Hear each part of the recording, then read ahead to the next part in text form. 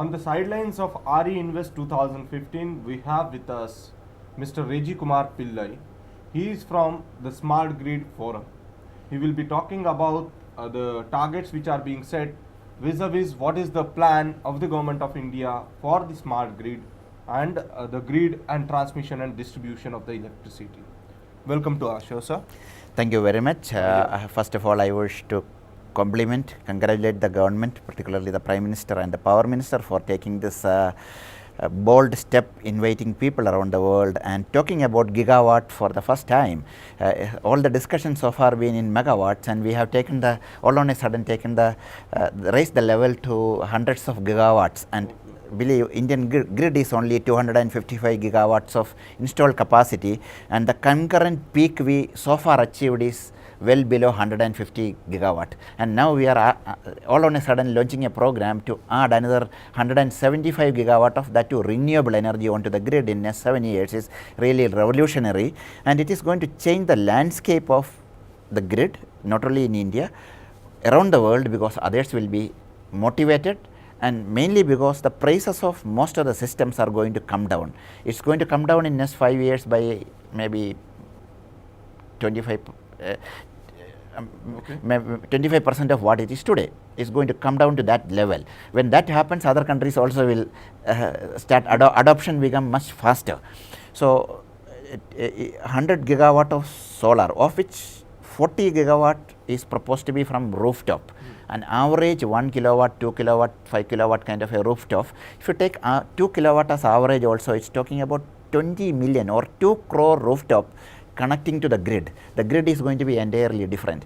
Today in a traditional grid, we have few hundred points of power injection, which is the big centralized power plant, and power is transmitted over a large geography by high voltage lines and low voltage line, and the electricity is consumed by millions and millions of people at different points. It's completely changing. The grid is engineered for one-way flow of electrons. That's the way the grid is today engineered. But then when this 20 million rooftop is going to push electricity into the grid, you will experience two-way flow of electrons. We need to do a lot of work in strengthening the grid, making the grid intelligent. That's all about smart grid. Okay. What is the plan then in RE Invest 2015 so far as the smart grid is considered? The government is parallelly working on launching a national smart grid mission. You will hear about it very soon from the government.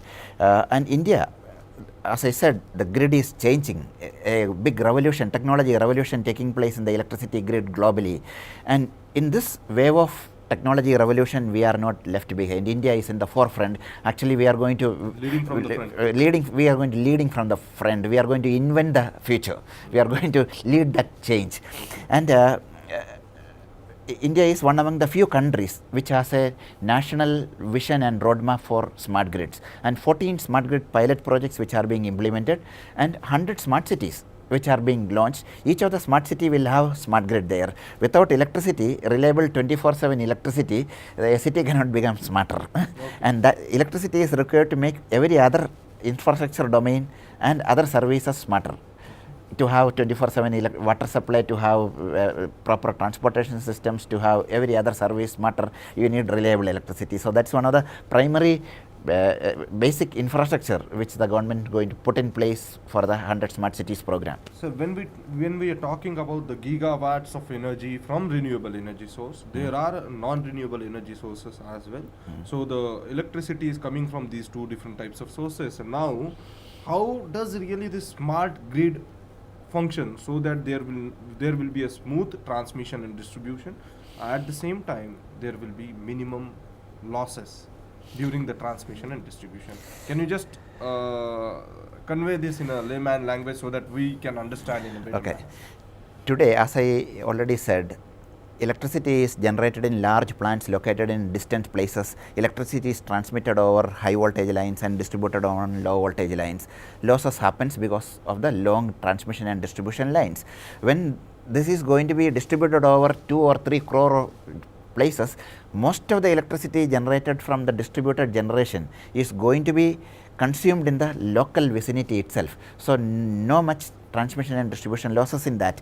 But the challenge to the grid operator is solar how much is going to generate tomorrow depending on the sunshine, or even next hour how much it is not there, we don't know much. We need to have better tools for forecasting that. Wind, again, when the wind comes down, when the wind will be higher, is very difficult to predict. There are tools for that in a short time period or in a moving average. A long term weather prediction is still an art than a science, but short time on a hourly basis or on a moving average on a daily basis, there are better tools, and this need to be put in place so that the grid operator knows how much of my energy today going to come from renewable sources, from which location, and how much I need to compensate from the fixed plants, from the coal plants and the nuclear plants and the hydro plants. So the immediate challenge in the transition period is going to be some of them, like coal plant and nuclear plant, you cannot go up and down, you cannot fluctuate that. Hydro you can fluctuate without much of problem. So all on a sudden, if wind disappear and there is a big load, today we do everything from the supply side. From the supply side, we or on the distribution side, the worst case what we do, we switch off a feeder, load shedding we do. That's the way we manage it in India. We have mastered that art. Okay. But moving forward, when the government says 24/7 electricity will be given to all the households, to ensure that all the households and all customers get 24/7 electricity, and the renewables are fluctuating, we have to bring in energy storage, we have to bring in more technology solutions so that some of the load can be curtailed. So flexibility in the load, which is not there today. Today either your load is connected to my grid, or I do a load shedding where your entire line is gone, you need inverter and DG set. But with the smart grid technologies inside your house, I can still give you electricity for your light and fan and your refrigerator. Maybe I may switch off your the pump sets and your air conditioning and geysers and all that. That is possible with today's technology. So that is exactly what is going to happen with the high. I don't need to do it in a small flat, but I as a grid operator, maybe I may need to do it in a big hotel like this. So that the fluctuation in the wind and solar can be taken care by controlling the actively in real time, controlling the part of the load of big consumers.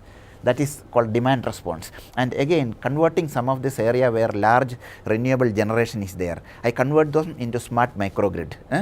And that can island from the main grid in case of a problem or there is a shortage in the electricity in the grid. And again, within that local smart microgrid, the essential load will be met by the storage and the local generation. And when the grid is normal, it get connected. So smart microgrids which can island from the grid and again reconnect and also manage the essential load from the available local generation and storage.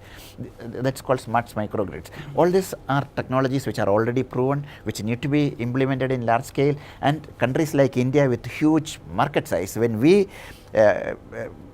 step forward to invest in these solutions, the prices will come down. Like the way you have seen in the mobile, every person can today afford a phone in his pocket, even more than one. The same way, all these technologies, energy storage technologies, megawatt scale batteries and other new technologies, which are all going to be cost effective, commercially viable in the very short period. And one point I like to say, re-emphasize, is that the cleanest fuel at the user end is electricity. Okay. And transition towards a green economy, a low carbon future, is electrify as much as human activities as possible and take the electricity sector and decarbonize that. And to that effect, this large program of renewable RE Invest is going to change the way the world is going to look at renewable energy. Okay. Decarbonizing electricity sector and electrifying the human resource. Human activities. Human activities. That is what the message from Mr. Pillai. It was nice talking to him.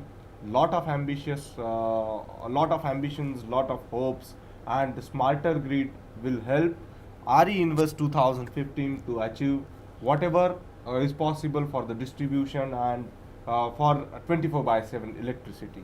Thank you. Thank you very much. Nice talking to you. Thank you.